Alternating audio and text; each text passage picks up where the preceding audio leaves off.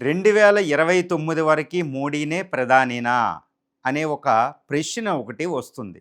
ఎందుకంటే ఈ సెప్టెంబర్ 17కి అంటే కేవలం ఒక్క నెలన్నర, 2 నెలల్లో ఆయనకి 75 సంవత్సరాలు పూర్తవబోతున్నాయి.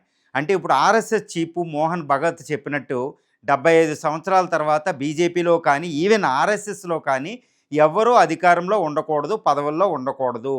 మరి ఈ ఫార్ములా పెట్టింది, నిబంధన పెట్టింది ఎవరంటే మోడీ, అమిత్ షా ద్వయమే పెట్టడం జరిగింది ఆర్ఎస్ఎస్‌తో కలిపి. ఇప్పుడు ఎల్‌కే అద్వానీ, మురళీ మనోహర్ జోషి ఇలా ఎందరో సీనియర్ నేతలు, ఉమాభారతి కూడా సీనియర్ నేతలు 75 సంవత్సరాలు నిండినందుకు వాళ్ళకి టిక్కెట్లు కూడా రాని విషయం బీజేపీలో జరిగింది. ఇప్పుడు అదే విషయం, అదే ప్రిన్సిపల్ మోడీ దాకా వచ్చింది. కానీ మోడీ మూడవసారి ప్రధాని అయ్యి 2024లో అయ్యి ఇప్పుడు ఒక్క సంవత్సరం పూర్తయింది. 2029 వరకు ప్రధాని పదవిలో కొనసాగాల్సి ఉంది. కానీ 75 సంవత్సరాలనే ఒక నిబంధన ఆయనకు అడ్డొచ్చింది. మరి ఇప్పుడు మోహన్ భగత్ ఆర్ఎస్ఎస్ చెప్పినట్టు ఆయన పదవీ విరమణ చేస్తే నెక్స్ట్ ప్రధాని ఎవరు అనే సమస్యను పక్కన పెడితే, ప్రధానిగా ఈయన మోడీ రిటైర్మెంట్ అవుతే పరిస్థితి ఎలా ఉంటుంది దేశానికి అనేది విషయం. దేశానికి చూద్దాం. ముందు బీజేపీ పార్టీకి పక్కన పెడితే ముందు దేశానికి కూడా అంత మంచిదా అంటే మంచిది కాదు. ఎందుకంటే భారతదేశం ప్రస్తుతం ఏంటంటే చాలా విపత్కర పరిస్థితుల్లో ఉంది. India is at cross roads, not only in the even after the since independence అండి. ఇండిపెండెన్స్ వచ్చిన తర్వాత భారతదేశం ఒక ప్రధాన క్రాస్ కూడల్లో లేదు. మొత్తం భారతదేశ చరిత్రలోనే అంటే ఫర్ ది లాస్ట్ 10,000 ఇయర్స్ భారతదేశ చరిత్రలోనే భారతదేశం ఒక కూడలి దగ్గర ఉంది. It is at the cross roads అనమాట. అంటే నెక్స్ట్ 2 పుష్కరాల కాలం, నెక్స్ట్ 24 సంవత్సరాలు అంటే 2047 నాటికి దాకా 24 సంవత్సరాలు భారతదేశం తీసుకునే ప్రతి నిర్ణయం భారతదేశ పూర్వ వైభవాన్ని నిర్ధారిస్తుందన్నమాట. అంత విపత్కర పరిస్థితుల్లో ఇప్పుడు భారతదేశం ఉంది. గత స్వతంత్రం వచ్చిన తర్వాత ఎందరు ప్రధానులు ఏం చేసినా అది ఒక పునాదిగా ఉపయోగపడింది. ఇప్పుడు మోడీ గత 11 సంవత్సరాల కాలంలో ఒక అద్భుతాలే క్రియేట్ చేశాడు. ఇప్పుడు భారతదేశంలో ఏంటంటేనండి, ఏ ప్రధాని ఎక్కువ గొప్పలు కూడా చెక్కల, ఉన్నదాన్ని కాపాడుతూ ముందుకు తీసుకెళ్తే అదే గొప్ప అంటారు భారతదేశ చరిత్రలో అనమాట.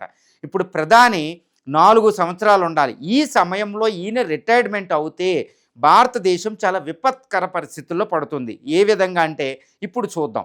ఎందుకు భారత ప్రధాని 4 సంవత్సరాలు కంటిన్యూ అవ్వాలి 75 సంవత్సరాలు నిండినా అనే విషయం చూద్దాం. అసలు ఏంటి ఆర్ఎస్ఎస్ ఒప్పుకుంటుందా లేదా అని చూద్దాం. ప్రజల్లో ఎలా ఉందో చూద్దాం. ఇవన్నీ చూస్తే ముందు అసలు భారత ప్రధాని ఇప్పటికిప్పుడు రిటైర్మెంట్ అయిపోతే ప్రధాని మోడీ పరిస్థితి చాలా వికటిస్తుంది భారతదేశానికి. ఎందుకంటే నెంబర్ 1 ఏంటంటే విదేశాంగ విధానం చూడాలండి. భారత విదేశాంగ విధానం, ఎందుకంటే 3వ ప్రపంచ యుద్ధ వాతావరణం ఉంది అక్కడ. భారతదేశాన్ని నావిగేట్ చేయడం, ముందుకు తీసుకెళ్ళడం అంత ఈజీ కాదు కొత్త ముఖం వస్తే. 2 విదేశాంగ విధానం తర్వాత ఆర్థిక విధానం. ఇప్పుడు భారతదేశం అద్భుతంగా ఫాస్టెస్ట్ గ్రోయింగ్ ఎకానమీ, అత్యంత వేగంగా అభివృద్ధి చెందుతున్న మేజర్ ఆర్థిక వ్యవస్థ.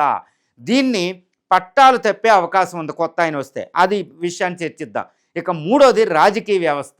రాజకీయ పరంగా కూడా ఒక కొయిలేషన్ ఎరా నడుస్తుంది. కొయిలేషన్ ఎరా పాలిటిక్స్ చాలా సెన్సిటివ్గా ఉంటాయి. మరి దాన్ని ఆయన ముందుకు తీసుకెడుతున్నారు. మరి కొత్త ఆయన వస్తే ఎలా ఉంటుంది ఇది చూడాలి. ఇంకా సామాజిక, ఇలా మానసిక విధానం, ఇవన్నీ మనం చూస్తే ఫస్ట్ విదేశాంగ విధానాన్ని చర్చిద్దాం. విదేశాంగ విధానంలో భారతదేశం, ఎందుకంటే మొట్టమొదటిది అది అనమాట. ఇప్పుడు అక్కడ ఏం జరుగుతుంది, 3వ ప్రపంచ యుద్ధ వాతావరణం ఉంది. భారతదేశ విదేశాంగ విధానం చాలా విపత్కర పరిస్థితిని ఎదుర్కొంటుందండి. చాలా కష్టం ఇప్పుడు విదేశాంగ విధానం ముందుకు తీసుకెళ్ళడం. ఎందుకంటే భారత్ పాకిస్తాన్ల యుద్ధం, పాకిస్తాన్ చిన్న దేశం కాదు. దానికి సరైన పరిష్కారం మోడీ ఇవ్వగలుగుతాడు. మోడీ అంటేనే భయం. ఇప్పుడు కొత్త ముఖం వస్తే మళ్ళీ పాకిస్తాన్ తెగిస్తే ఏంటి, అందువల్ల మోడీయే ఉండాలి అనేది అక్కడ తెలుస్తుంది. తర్వాత ట్రంప్ టారిఫ్స్, ఈ విదేశాంగ విధానం మారిపోతుంది. ఎందుకంటే రష్యా ఉక్రెయిన్ యుద్ధంలో ఇటు రష్యా తరపున అటు అమెరికా తరపున చక్కటి సంబంధాలు బ్యాలెన్సింగ్ మెయింటైన్ చేస్తుంది. అప్పుడు భారత ప్రధాని ఇప్పుడు రిటైర్డ్ అయ్యాడు అనుకోండి, ఆ విదేశాంగ విధానంలో కొంచెం తేడా వచ్చినా భారతదేశం తట్టుకోలేదు. అదొకటి గుర్తుపెట్టుకోవాలి. తర్వాత ఇరాన్ ఇజ్రాయెల్ వారు, అక్కడ ముస్లిం కంట్రీస్కి ఇటు ఇజ్రాయెల్ అటు వెస్ట్రన్ బ్లాక్ ఒక యుద్ధం జరుగుతుంది. అక్కడ కూడా చాలా బ్యాలెన్స్డ్గా విదేశాంగ విధానం ఉండాలి. అది మోడీ మెయింటైన్ చేస్తున్నాడు కష్టాలు అనుభవిస్తూ. కాబట్టి దాన్ని ముందుకు వెళ్ళవలసిన అవసరం ఉంది. తర్వాత అక్కడ చైనా, అక్కడ ఏషియా పసిఫిక్లో ఏ విధంగా చూసినా ప్రపంచంలో ఒక 3వ ప్రపంచ యుద్ధ వాతావరణంలో భారతదేశ విదేశాంగ విధానాన్ని చాలా బ్యాలెన్స్డ్గా క్రిస్టల్ క్లియర్గా మెయింటైన్ చేయలేదనుకోండి, అది భారత విదేశాంగ విధానం ఆర్థిక వ్యవస్థ మీద ప్రభావం పడి భారత ఆర్థిక వ్యవస్థ డిరేల్మెంట్ అవుతుందన్నమాట. సో విదేశాంగ విధానాన్ని ముందుకు తీసుకెళ్తున్న మోడీయే వచ్చే 4 సంవత్సరాలు ఉంటే భారతదేశం ఎటువంటి విపత్కర పరిస్థితిని ఎదుర్కోదు. కాబట్టి కొత్త ముఖం యోగి ఆదిత్యనాథ్ వచ్చినా, అమిత్ షా వచ్చినా, ఎవరు వచ్చినా వాళ్ళ విదేశాంగ విధానాన్ని ముందుకు నడిపించడంలో కొంచెం తడబడినా ఇక్కడ చాలా ప్రమాదాన్ని ఎదుర్కొంటాం. కాబట్టి మోడీయే ప్రధానిగా ఉంటే 4 సంవత్సరాలు 2029 వరకు ఏ ప్రాబ్లం ఉండదు. తర్వాత ఆర్థిక విధానాన్ని చూద్దామండి. ఆర్థిక వ్యవస్థ అత్యంత ప్రధానం అన్నమాట. Fastest growing economy. కరోనా నుంచి జాగ్రత్తగా ముందుకెళ్తున్నాం. ఇప్పుడు ఐఎంఎఫ్ రిపోర్ట్ ప్రకారం 6.4% ఉంది, 7% ఉంది. సో ఆర్థిక వ్యవస్థ పెద్ద విపరీతంగా లేదు, అలా అని అసలు తక్కువ లేదు, ప్రపంచంలో ఎవరి వెనకాల లేదు. అద్భుతంగా ఫాస్టెస్ట్ గ్రోయింగ్ ఎకానమీ. ఇప్పుడు దీన్ని ముందుకు తీసుకెళ్ళాలి. కొత్త ప్రధానోత్తి ఏ మార్పులు జరిగినా ప్రమాదం వస్తుంది. కాబట్టి ఆర్థిక విధానం మీద ఒక ఏకాభిప్రాయంతో కూడా ముందుకెళ్తున్నాం. కాబట్టి మోడీ ప్రధానిగా ఉంటే దీనికి ఇంటరప్షన్ ఉండదు, అవిఘ్నంగా ముందుకెళ్తుంది. కాబట్టి ఆర్థిక వ్యవస్థ ముందుకు ఉండాలి. పథకాలని ఇప్పుడు చాలా పథకాలు మనకు నడుస్తున్నాయి. వరల్డ్స్ లార్జెస్ట్ ఇన్ఫ్రాస్ట్రక్చర్ స్కీమ్స్ నడుస్తున్నాయి. వాటిని చాలా జాగ్రత్తగా ముందుకు తీసుకెళ్ళాలి. అంత ఈజీ కాదండి ఆర్థిక విధానం. ఎన్ని పథకాలు ఉంటాయి చూడండి. ఆర్థిక ఇప్పుడు సర్వీసెస్ సెక్టర్కి Delhi Mumbai industrial corridors, NHDP programmes, ఈ కోస్టల్ షిప్పింగ్ అని ఎన్నో ఇన్ఫ్రాస్ట్రక్చర్ స్కీమ్స్ ఉన్నాయి. వాటిని చాలా జాగ్రత్తగా ముందుకు తీసుకోవాలి. సంక్షేమ పథకాలు చక్కగా నడుస్తున్నాయి ఆర్థిక, సామాజిక, రాజకీయ న్యాయం వైపు. కాబట్టి దాన్ని కూడా ముందుకు తీసుకెళ్లాలంటే మోడీ ప్రధానంగా ఉంటే ఇంటరప్షన్ ఉండదు. అది బీజేపీ పార్టీకి కూడా ముఖ్యమే. ఆర్థిక విధానం ముందుకు లేకపోతే ఏ పార్టీ కూడా అధికారంలో ఉండడం అసంభవం. ఇప్పుడు వృద్ధి, అభివృద్ధి, సమ్మిళిత అభివృద్ధి, సస్టైనబుల్ డెవలప్మెంట్ అంటే సుస్థిర అభివృద్ధి, అది ఎన్విరాన్మెంటల్ కలిపి ఇన్ని అభివృద్ధిని ముందుకు తీసుకెళ్తున్నారు మోడీ. ఆ విధానం అలాగే ఉంటే రాజకీయ స్థిరత్వం ఉంటుందన్నమాట. ఈ రాజకీయ స్థిరత్వం ఉంటే ప్రధాని ఎప్పటికప్పుడు మాడిపోయాడు అనుకోండి, రాజకీయ అస్థిరత్వం అనమాట. పెట్టుబడిదారులకు ఒక రాంగ్ సిగ్నల్ ఇస్తుంది. పెట్టుబడులు రావాలి, టెక్నాలజీ రావాలి. దీన్ని ముందుకు తీసుకెళ్ళాలంటే రాజకీయ సుస్థిరత ఉండాలి. ఇదే కోరుకుంటారు ఇన్వెస్టర్స్. సో ప్రస్తుత ఆ వాతావరణం ఉంది. అక్కడ వియత్నాం నుండి, చైనా నుంచి విపరీతమైన కాంపిటీషన్ ఉందండి. సో దీనికి ముందుకు తీసుకెళ్ళడం ఇది ముఖ్యం. కాబట్టి మోడీ ఉంటే మంచిదని ఆర్ఎస్ఎస్ కూడా అనుకుంటుంది, బీజేపీ క్యాడర్ కూడా అనుకుంటుంది. తర్వాత ఇంకొక విషయం, ఇప్పుడు విదేశాంగ విధానం, ఆర్థిక విధానం తర్వాత రాజకీయం. ఇప్పుడు రాజకీయం ఏంటంటే మోడీ ప్రభుత్వం, ఎన్డీఏ ప్రభుత్వం, నేషనల్ డెమోక్రటిక్ అలయన్స్, ఇది ఒక సంకీర్ణ ప్రభుత్వం. సంకీర్ణ ప్రభుత్వం అంటే అక్కడ నితీష్ కుమార్ గారు, ఇక్కడ చంద్రబాబు నాయుడు మీద ఆధారపడిన పార్టీ. బీజేపీకి 240 సీట్లు మాత్రమే ఉన్నాయి, 293 ఎన్డీఏతో ముందుకెళ్తుంది. ఇది ఇప్పుడు మోడీ స్థానంలోకి ఎవరైనా యోగి ఆదిత్యనాథ్ వచ్చినా, అమిత్ షా వచ్చినా, వాళ్ళని ఇప్పుడు నితీష్ కుమార్, సిబిఎన్, చంద్రబాబు నాయుడు యాక్సెప్ట్ చేయకపోతే అది ప్రాబ్లం అవుతుంది. సంకీర్ణ ప్రభుత్వం ముందుకెళ్ళాలంటే మోడీయే ఉండాలి. చాలా జాగ్రత్తగా ఉండాలి. ఒకప్పుడు వాజ్పేయిలాగా చాలా జాగ్రత్తగా వెళ్తుంది. ఇప్పుడు అక్కడ బీజేపీ ఇష్టం కాదండి. ఇప్పుడు బీజేపీ ఎన్డీఏ అలయన్సెస్ కూడా ఒప్పుకోవాలి కొత్త ప్రధాని రావాలంటే, ఎందుకంటే ప్రధాని కదా, అందువల్ల ప్రాబ్లం అవుతుంది. కాబట్టి ఇప్పుడు నితీష్ కుమార్ని, చంద్రబాబు నాయుడిని జాగ్రత్తగా ముందుకు తీసుకున్న మోడీ అయితే సంకీర్ణ ప్రభుత్వం 4 సంవత్సరాలు నడుస్తుంది, ఎటువంటి ప్రాబ్లం లేదు. ఒక రకంగా చెప్పాలంటే సంకీర్ణ ప్రభుత్వం అనేది మన గుర్తుకు చేయకుండానే ఆయన నడిపిస్తున్నాడు. మోడీకి ఒక అద్భుతమైన పరిణితి ఉంది అక్కడ, రాజకీయ అనుభూతి. ఇది చాలా ఇంపార్టెంట్. తర్వాత ఈ రాజకీయ సుస్థిరత అంటే ప్రస్తుత ప్రధాని ఒకేసారి పెట్టేశారనుకోండి, నెక్స్ట్ ఎలక్షన్ నడిపించాలి. ఇప్పుడు ప్రధాని మోడీకి విపరీతమైన ప్రజాదరణ ఉంది. బీజేపీకి 240 సీట్లకు తగ్గిపోయినా ప్రజాదరణ మాత్రం చాలా హెవీగా ఉందండి. అది ఎవరికీ లేనంత ఉంది. ఈ ప్రజాదరణ ఉన్నప్పుడు ప్రధాని తొలగించి కొత్త వాళ్ళు తీసుకొస్తే వచ్చే ఎలక్షన్కి ఇబ్బంది పడుతుంది. ఇప్పుడు బీజేపీ ఇప్పుడు 4 సంవత్సరాలు పరిపాలించడం ప్రధాన ఒక ఎయిమ్ అయినా, దాని ప్రధాన ఎయిమ్ మాత్రం 2029లో మళ్ళా అధికారంలోకి రావాలి. మరి అది రావాలంటే మోడీ యొక్క ప్రజాదరణను ఉపయోగించుకోవాలి. కాబట్టి ఈ ప్రజాదరణ 2029 దాకా తీసుకెళ్ళాలి. కానీ కొత్త ప్రధాని ఎప్పుడు ఇంట్రడ్యూస్ చేయాలి? ఎట్టి పరిస్థితుల్లో 2029 తర్వాత ఈయన ఉండరు.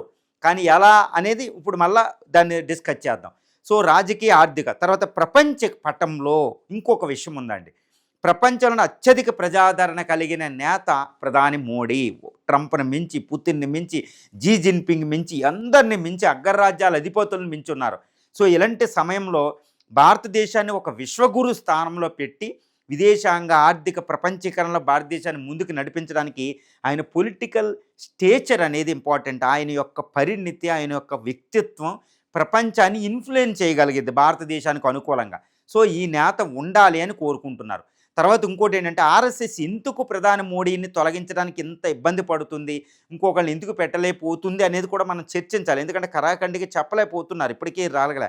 ఎందుకంటే సెప్టెంబర్ 17 సమీపంలో ఉన్న ప్రధాని మోడీ పదవి కోసం ఎక్కువ మాటలు లేవు. ఎందుకంటే ఇన్ని తీస్తాను అంటే ప్రాబ్లం అవుతుంది. ఎందుకు? ప్రజాదరణ ఉంది, బీజేపీ కేడర్లో ఆయనకు తిరుగులేని శక్తి. కానీ ఆర్ఎస్ఎస్కి నిబద్ధుడై ఉంటాడు ఆయన. ఆర్ఎస్ఎస్ ఏం చెప్తే అది వింటాడు.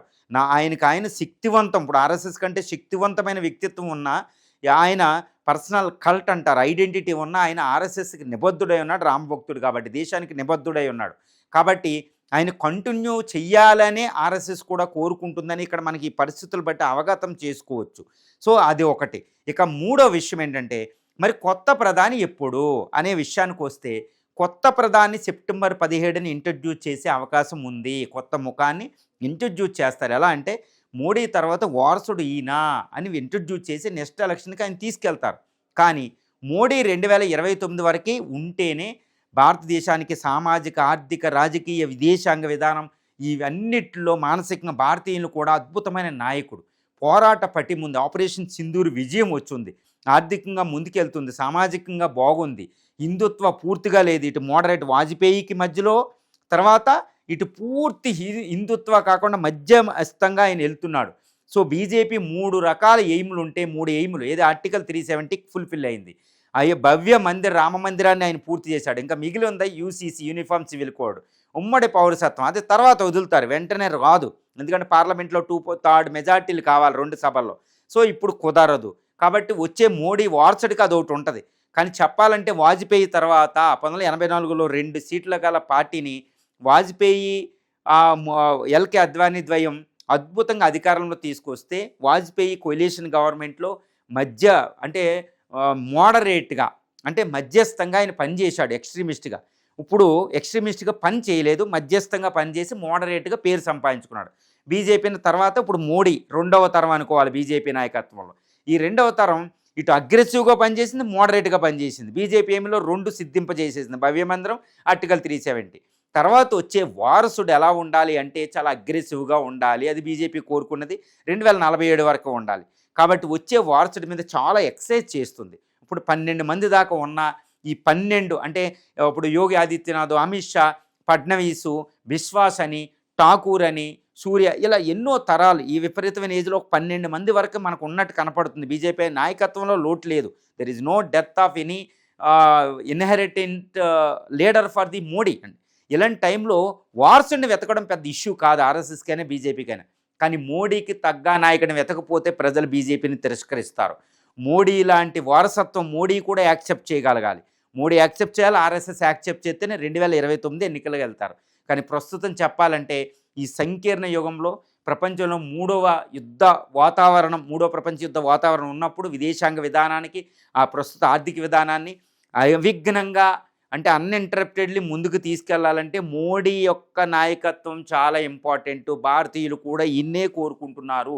ఇప్పటికిప్పుడు పోలింగ్ పెట్టినా అత్యధిక భారతీయులు కోరుకునేది మోడీయే ప్రధానిగా ఉండాలనే కోరుకుంటున్నారు. ఈ విషయం అందరూ యాక్సెప్ట్ చేయవలసిన విషయం. కాబట్టి ఆర్ఎస్ఎస్ కూడా వెనక్కి తగ్గి ఈయన్నే కొనసాగించి 75 సంవత్సరాలకి, కానీ 75 సంవత్సరాల ఏజ్ వచ్చేటప్పటికి ఆయన వారసుడిని ప్రకటించి ఇప్పుడు పదవిలో ఉన్నాడు. కాబట్టి పదవి పూర్తయ్యే వరకు దేశ అవసరాల రీత్యా, బీజేపీ పార్టీ అవసరాల రీత్యా ఈయనే కొనసాగుతాడు అని ప్రకటించే అవకాశం మనకు కనిపిస్తుంది ప్రస్తుత ఆర్థిక పరిస్థితుల్లో. ఇప్పుడు భారత్ అని చైనాతో పోటీ పడాలి, అమెరికా టారిఫ్స్, విపత్కర పరిస్థితులు ఉంది. అంటే ఇండియా కష్టాల కడల్లో ఉంది. దీనికోసం దేశాన్ని ఏకతాటిపై సంకీర్ణ ప్రభుత్వాన్ని ముందుకు నడిపించే ఒక అద్భుతమైన నాయకుడుగా నరేంద్ర మోడీనే చెప్పుకోవచ్చు. కాబట్టి దేశం ఈయన రిటైర్మెంట్కి దేశం భరించే శక్తి కూడా ప్రస్తుతం లేదు. ఇది అవసరాలే కాదు, ఆయన వ్యక్తిత్వం కూడా అలా ఉంది. హైలీ డెడికేటెడ్, ఆరోగ్యం కూడా ఉంది. కాబట్టి 2029 వరకు ప్రస్తుత ప్రధాని మోడీయే కొనసాగే అవకాశాలు పూర్తిగా ఉన్నాయి. కానీ ట్విస్ట్ ఏంటంటే కొత్త ప్రధాని ఇప్పుడే ఇంట్రడ్యూస్ 2029 బీజేపీ ఎలక్షన్కి వెళ్ళే అవకాశాలు ఇక్కడ పుష్కలంగా మనకు కనిపిస్తున్నాయి. 99 టీవీ శాటిలైట్ డిజిటల్ ప్లాట్ఫామ్స్ లో మీ బిజినెస్ అండ్ పర్సనల్ ప్రమోషన్స్ కోసం సంప్రదించవలసిన నంబర్ 9133 630 999.